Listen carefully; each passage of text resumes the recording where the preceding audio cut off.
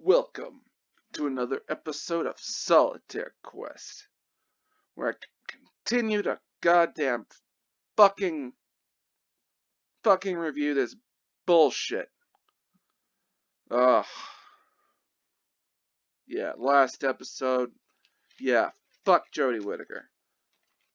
Fuck that bitch. Oh, anyway. Now, today, yeah, 2 more episodes to go in this goddamn fucking series of Doctor Who.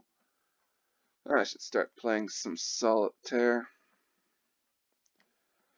Another two more episodes to go. Then I can do a better analysis of Spyfall because that episode is goddamn disturbing. Goddamn disturbing. I'm the Blood Knight of the Old Republic of Bloodganistan. Today, at this moment, I am goddamn reviewing The Haunting of Villa Diodati, or whatever the hell it's called. Or a better name for this episode, Canon Rape. The Strap-On Awakens. Ugh.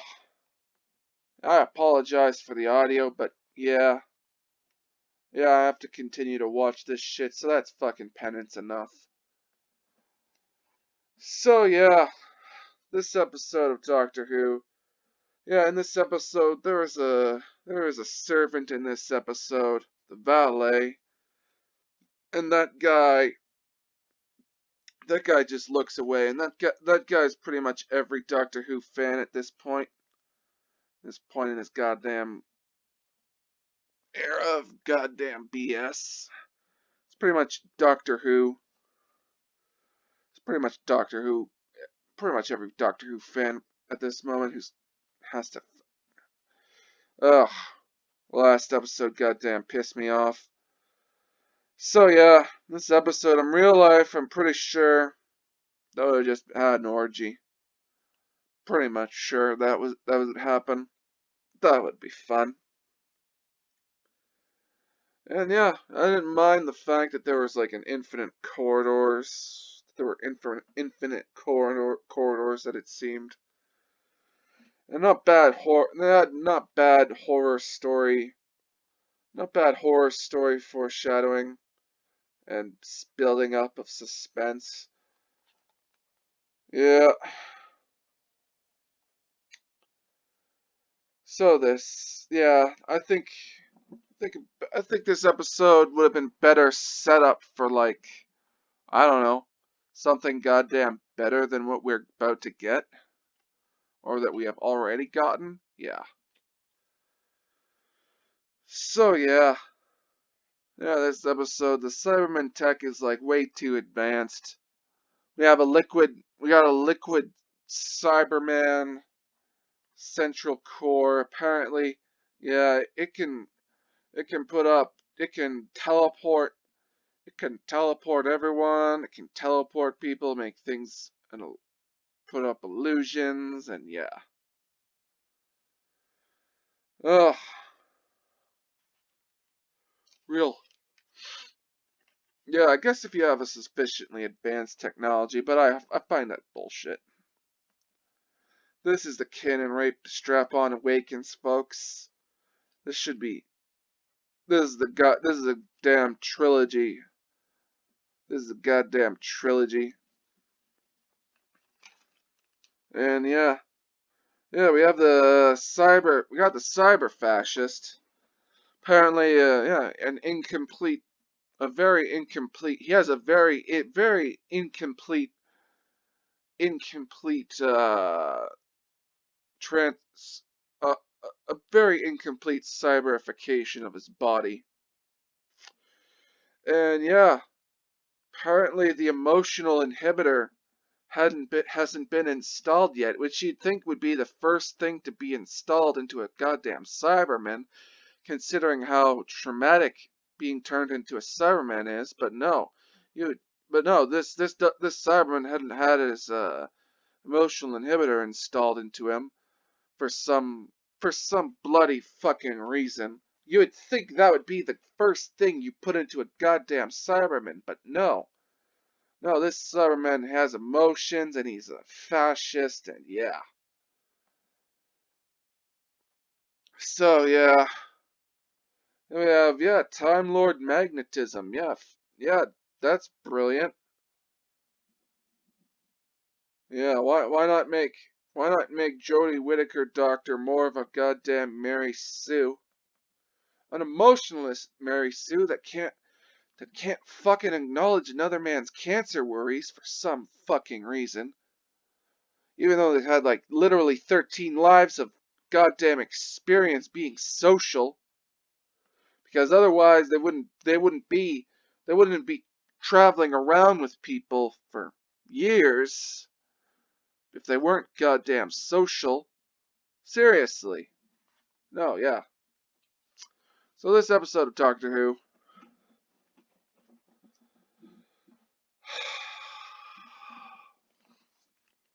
I think we got some good elements in it, but it's too little, too late. Like, if we had just gotten a plain old monster story with like we got just a plain old monster story. Like there were animated skeletons, and apparently there were ghosts, and yeah. Apparently, if we had had something in some this could have. If you had scraped out all the cyber mention of the Cybermen and just put this episode, fill it in with like another mystery monster and a make it a goddamn haunted house story, you have a good Tenant era episode. But no, this crap. And the foreshadowing to this episode was goddamn fucking crap. You wanna know why it was crap? You wanna know why? Because they literally used Jack Harkness, a favorite fan character, to literally hype this crap. And yeah, I hope I hope Jack Berman. I hope he got paid well, because yeah, good actors need good actors need money and whatnot. Yeah, this crap.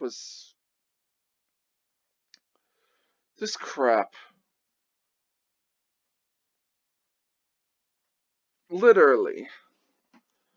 How many episodes between Fugitive of the Judoon and this episode where they're between the foreshadowing? Let's see.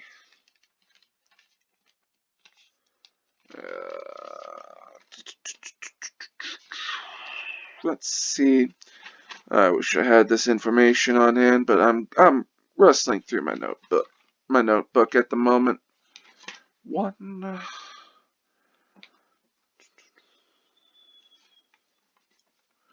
Let's see. Yeah.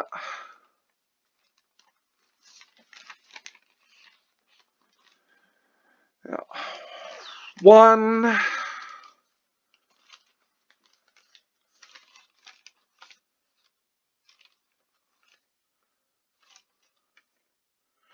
Two episodes, folks, sitting in between Fugitive of the Judoon and The Haunting of Villa Diodata, or however the hell it's pronounced. I don't care at this point. Literally two episodes between. Literally two episodes. Literally two episodes between getting warned by Jack Harkness and the lone Cyberman showing up. Okay? Let's see. Yeah.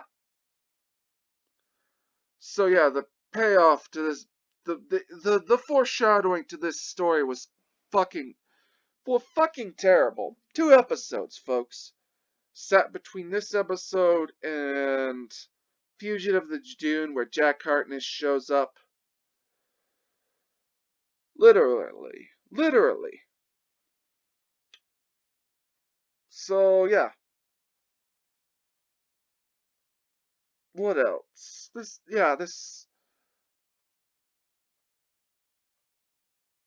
yeah, if this was handled by RTD or Stephen Moffat, not that they would handle this garbage, but if they wanted to foreshadow something for a longer payoff, they would. And there would be more episodes. We'd be getting Easter, we'd be getting hints at it. Many more episodes beforehand, folks.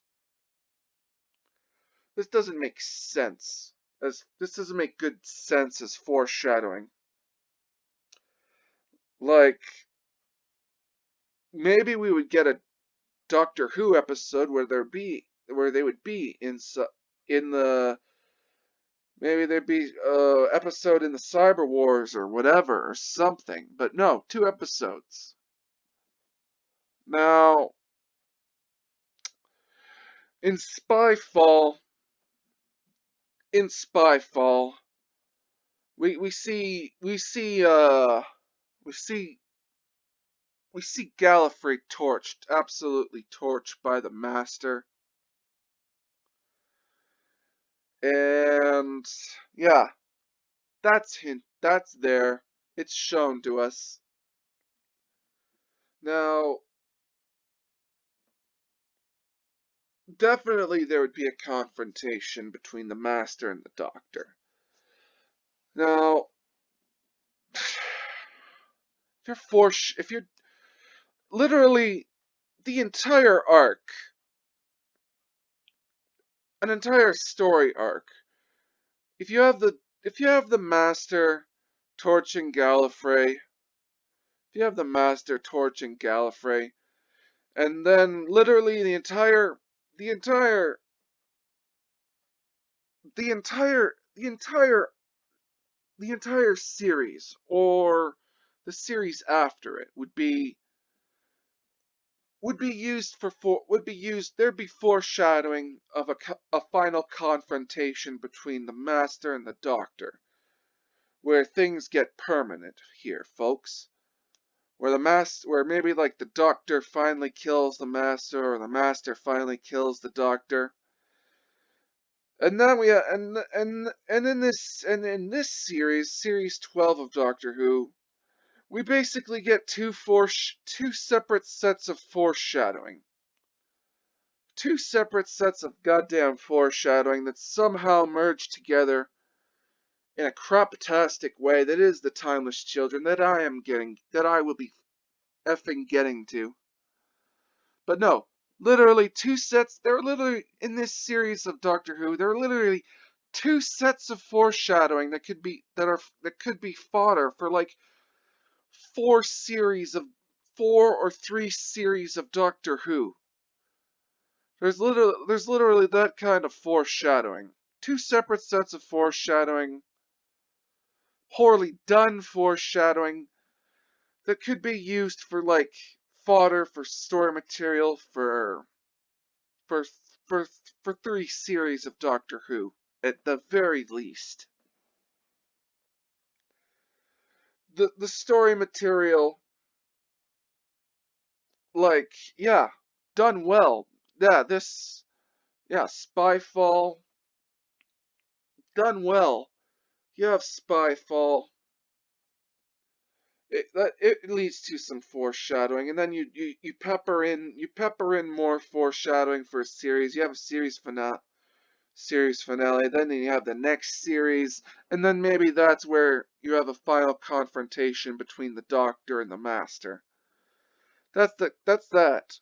And then yeah, for the lone Cyberman set of foreshadowing, you have, well, that would be either a full series or maybe, yeah, full series, where you'd have a confrontation with the Cybermen at the end of the series. Literally on the fly, I'm literally creating better Doctor Who than what's been created by Chris Chibnall. Literally. So yeah, we got 2 sets. This entire series, 2 sets of foreshadowing, 2 separate sets of foreshadowing, poorly done, very little of it jammed into one series of Doctor Who that culminates to a series finale. Now, yeah, Stephen Moffat, RTD, fucking kings of foreshadowing. Like, yeah, they would have done it better. Most definitely. They wouldn't shove two sets of goddamn foreshadowing into a goddamn series. There would be a series there would be the entire series would just be devoted to one separate set. Which fucking tells you how inept these people are. Like, they're terrible series writers and terrible foreshadow writers. And it's all headed by Chris Chibnall, who is just as terrible. So yeah, stay frosty. Stay frosty, folks. Get your Joels in one where you can. Like and subscribe. Don't let Neil Druckmann behind you. I'm the Blood Knight of the Old Republic of Bloodghanistan. And the shit show continues.